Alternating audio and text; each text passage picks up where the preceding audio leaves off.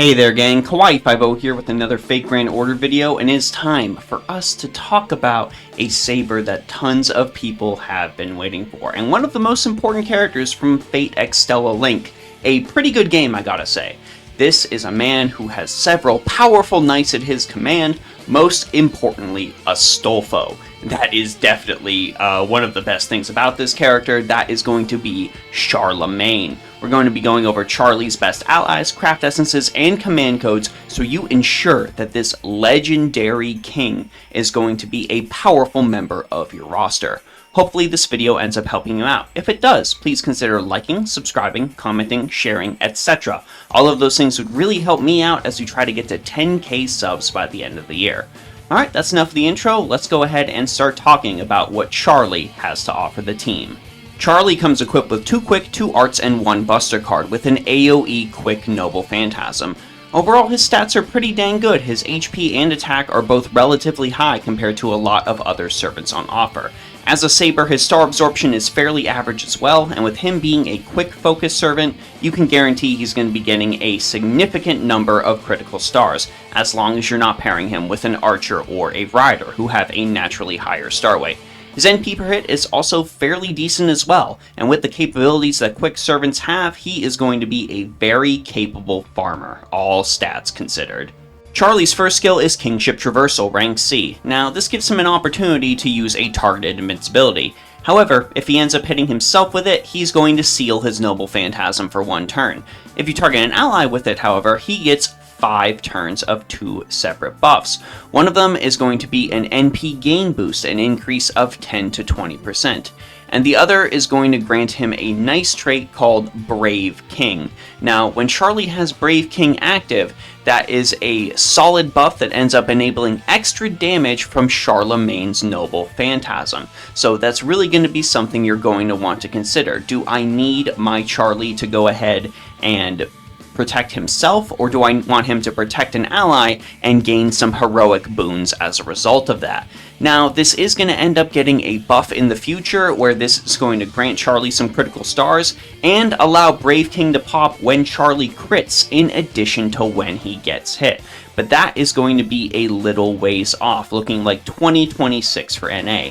As a result, we're definitely want to go ahead and max this skill last. While it is a pretty silly skill when it eventually does get buffed, we have other skills that are a priority with Charlie's release.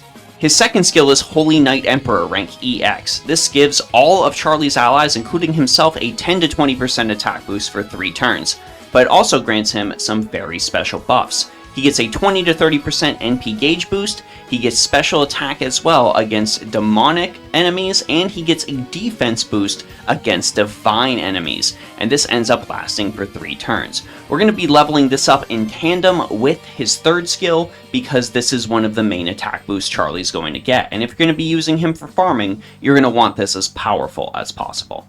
And Charlie's final skill is Mana Burst Light, rank A. This is a 20 to 30% quick boost and a 20 to 30% critical strength boost that lasts for 3 turns. Furthermore, if your enemies happen to be evil, Charlie's going to get another 30 to 50% critical strength boost on top of that. If you're really hurting for materials, level this first before you level Charlie's second skill, but ideally you're going to level these up in tandem and use them for maximum effectiveness both when farming and when fighting bosses.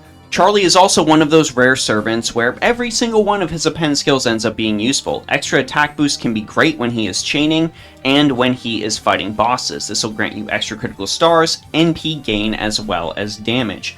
Low magical energy is good on everyone. Charlie is no exception, especially considering he has a 30% NP charge. Couple that with this skill, as well as a starting 50% craft essence, and well, you are going to get an easy turn 1 Noble Phantasm.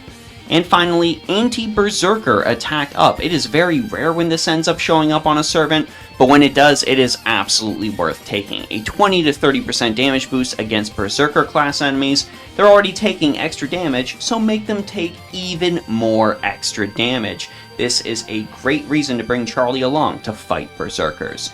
Now that we've had a look at all of his skills, let's take a gander at that beautiful Noble Phantasm.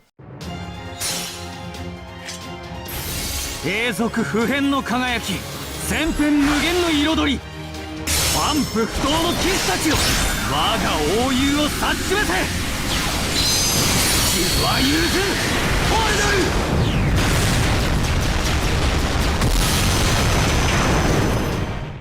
So this crazy cool noble phantasm is Joyeuse Order. This is a 600 to 1000% bit of damage against all enemies. But remember those stacks of Brave King we were talking about if Charlie gets hit and after it gets buffed when he deals critical hits? Well, this is going to deal a super effective bit of damage on a nice little multiplier. If you end up getting 12 whole stacks of this thing, that is another 220% additional damage. Isn't that absolutely crazy? This also has an overcharge effect where it decreases the quick resist of all enemies for 3 turns, but unfortunately this does not activate before damage is dealt, so you're going to have to use it for subsequent noble phantasms. However, this does end up making his NP a little more viable against bosses despite the fact that it is AoE. As is the case with most NPs, NP1 to NP2 is going to be the highest boost in damage, so if you really like Charlie, that might be what you end up wanting to go for. But overall, this Noble Phantasm, even in an age of FGO power creep, is pretty dang decent, if I do say so myself. Let's talk craft essences. A lot of Charlie's best craft essence options are absolutely free, so I'm going to focus on mentioning those. The first one I want to mention is the ever-beloved Traces of Christmas's Past. This has all of its stats placed firmly into attack and grants quick card effectiveness, NP gain, and a starting 30 to 50% NP gauge. This remains one of the premier options for quick characters, and I don't see it getting dethroned anytime soon. I can also recommend One Summer. This one is less good since all of its stats are focused in HP, but you get quick card effectiveness, NP strength, and starting NP gauge out of this, which ends up being pretty dang good for Charlie, just not as good as that attack boost from Traces of Christmas's Past. I can also recommend looking up at the Starry Sky. This one ends up having mixed stats, but you get quick card effectiveness, NP gain, and while you don't get the starting NP gauge boost, you end up getting a few critical stars every single turn. Charlie's probably going to get a lot of critical stars being a quick focus servant, but if you find yourself that you're missing out on, 1 or 2 here or there to grant your whole team guaranteed crits, maybe consider running this. And of course, there's always the most fantastic option, that being the Max Limit Broken Kaleidoscope. Look, you were going to yell at me if I didn't mention the Max Limit Broken Kaleidoscope, so I'm just going to mention the Max Limit Broken Kaleidoscope. Now, we can go ahead and move on. When it comes to allies, it is an absolute no-brainer for Charlie. Let's go ahead and pair him with Skahawk Scotty for the maximum quick type support.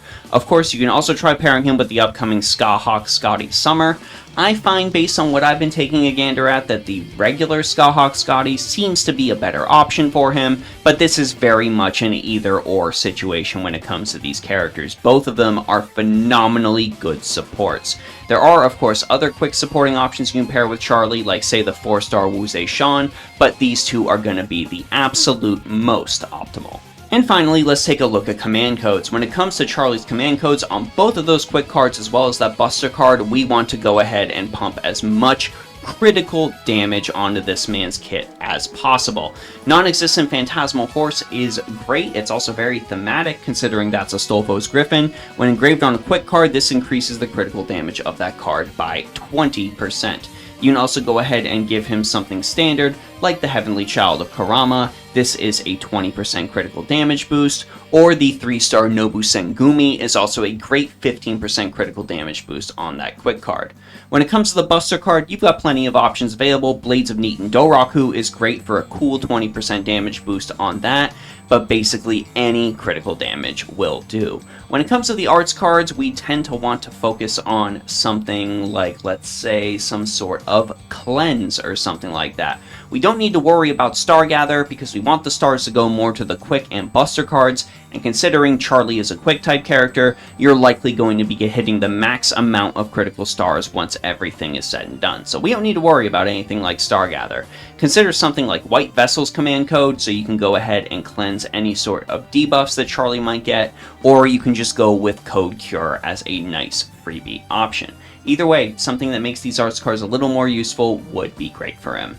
Overall, gang, I think Charlie is fairly good, and I think he is a very interesting addition to FGO's roster. He's got a nice solid kit to help him when it comes to both farming as well as fighting any sort of single target enemies. And if you're looking for a good quick saber that you end up not having yet, well, I think Charlie is going to be an overall good investment for you.